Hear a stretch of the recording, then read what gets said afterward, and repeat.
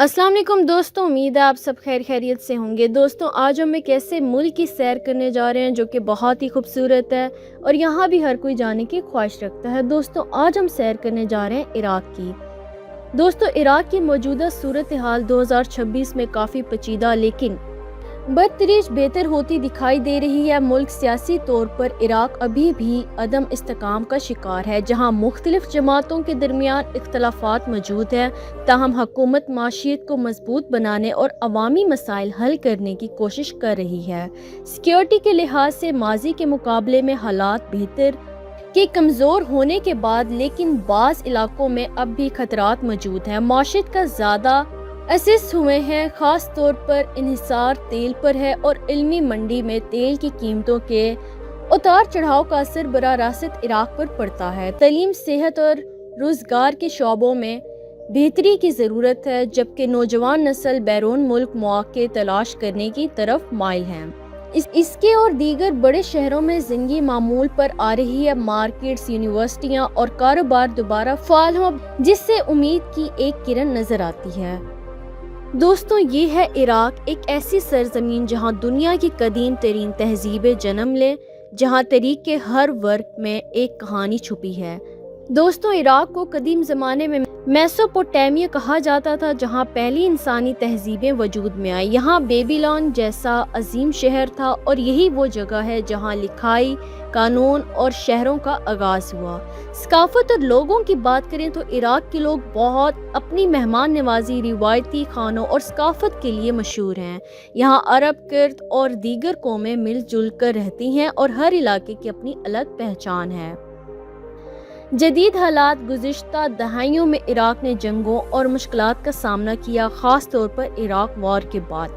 लेकिन आज मुल्क आहिस्ता आहिस्ता तरक्की की तरफ बढ़ रहा है। शहरों में ज़िंदगी दोबारा बहाल हो रही है और नौजवान नई उम्मीद के साथ आगे बढ़ रहे हैं। मशहूर मकामात, दारुल हुकूमत बगदाद अपनी तरीकी अहमियत रखता है, जबकि नजफ और करबला मजहबी हवाले से बहुत अहम है। कदीम खंडरात और मसाजिद सियाहों को अपनी तरफ मतवज्जा करते हैं। माशियत और ज़िंदगी की बात करें तो इराक की माशियत ज़्यादातर तेल पर मुनहसर है, लेकिन लोग कारोबार, तालीम और टेक्नोलॉजी में भी आगे बढ़ने की कोशिश कर रहे हैं। रोज़मर्रा ज़िंदगी में रिवायती और जदीद तर्ज ज़िंदगी का हसीन इम्तिजाज नज़र आता है। दोस्तों, इराक सिर्फ जंगों की कहानी नहीं, बल्कि ये उम्मीद, तरीक़ और सकाफत का एक ऐसा सफ़र है जो आज भी जारी है।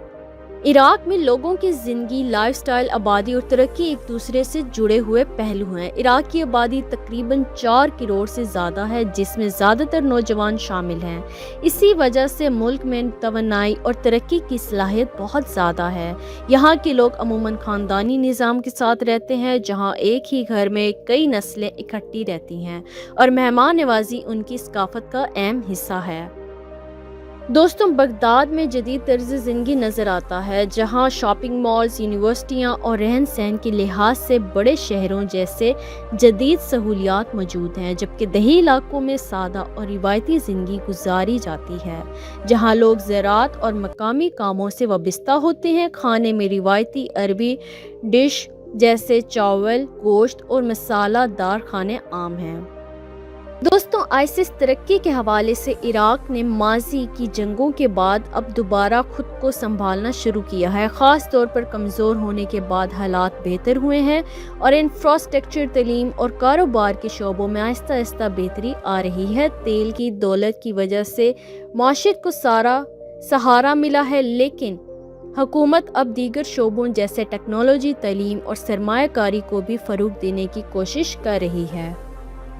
दोस्तों, अगर इराक में तालीम की बात करें तो इराक में तालीम, काम और जॉब के मौके बतदरीज बेहतर हो रहे हैं, लेकिन अभी भी चैलेंजेस मौजूद हैं। तालीम के शोबे में बगदाद, बसरा और अरबिल हुकूमत ने यूनिवर्सिटियों और स्कूलों को दोबारा फ़ाल बनाने पर तवज्जो दी है, ख़ास तौर पर जैसे शहरों में अच्छी यूनिवर्सिटियाँ और तालीमी इदारे मौजूद हैं।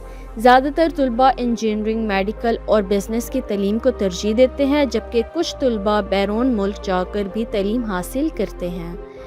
दोस्तों, इसके अलावा सरकारी नौकरियां भी काफ़ी मकबूल हैं, क्योंकि वो ज़्यादा महफूज जाती हैं। प्राइवेट सेक्टर में भी आहिस्ता आहिस्ता तरक्की हो रही है, ख़ास तौर पर कंस्ट्रक्शन, तिजारत और छोटे बिजनेस में। ताहम बेरोज़गारी ख़ास तौर पर नौजवानों में एक बड़ा मसाइला है और इसी वजह से बहुत से लोग बैरून मुल्क काम के मौके तलाश करते हैं। इसके बावजूद हालात पहले से बेहतर हो रहे हैं और हुकूमत नई सरमायाकारी तालीम और साइकिल डिप्लोमेंट पर काम कर रही है ताकि लोगों को ज़्यादा रोज़गार के मौके फ़राहम किए जा सकें।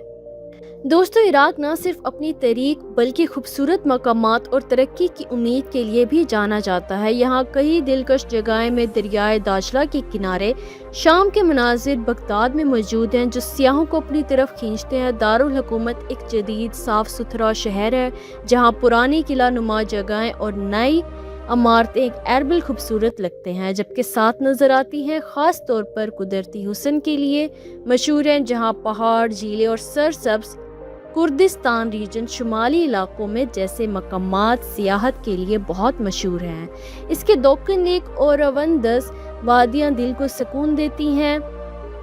तरीकी खंडरात दुनिया भर के लोगों को अपनी तरफ मतवज्जा करते हैं। तरक्की के लिहाज से इराक आहिस्ता आहिस्ता आगे बढ़ा है। जंगों के बाद अब सड़कें, इमारतें और कारोबारी मराकज़ दोबारा तेल की सनत की वजह से मौशी सरगर्मियाँ तेज़ी से बढ़ रही हैं, जबकि बसरा में ख़ास तौर पर जदीद मॉल्स, होटल्स और इंफ्रास्ट्रक्चर तेज़ी से तरक्की कर रहे हैं। दोस्तों, अगर सियाहत की बात करें तो सियाहत के लिहाज से एक बहुत दिलचस्प मुल्क है, क्योंकि यहाँ कदीम तारीख, मजहबी मकामात और कुदरती खूबसूरती एक साथ मौजूद है। हर साल दुनिया भर से सियाह यहाँ आते हैं ताकि उसकी तहजीब और तारीखी वारसे को देख सकें। बगदाद में दरियाए दाजला के किनारे पुरानी तहजीब की झलक और जदीद शहर दोनों नज़र आते हैं, जबकि यहाँ के दारुल हुकूमत सब कुर्दिस्तान रीजन बाजार, अजायब घर और तरीकी इमारतें सियाहों के लिए ख़ास कशिश रखती हैं। शुमाली इराक में से ज़्यादा मशहूर सियाहती इलाका है जहाँ पहाड़, झीलें और सरसब्ज़ वादियाँ कुदरती हुस्न का बेहतरीन मनाजिर पेश करती हैं। जैसे मकामात ख़ास तौर पर एडवेंचर और नेचर लव्स के लिए बहुत पसंद किए जाते हैं। दोस्तों, अगर वीज़े की बात करें तो यहाँ का वीज़ा हासिल करने के लिए सबसे पहले ये समझना ज़रूरी है कि वीज़ा आपके सफ़र के मकसद पर मुनहसर होता है, जैसे टूरिज़म, बिजनेस, स्टडी या वर्क वीज़ा।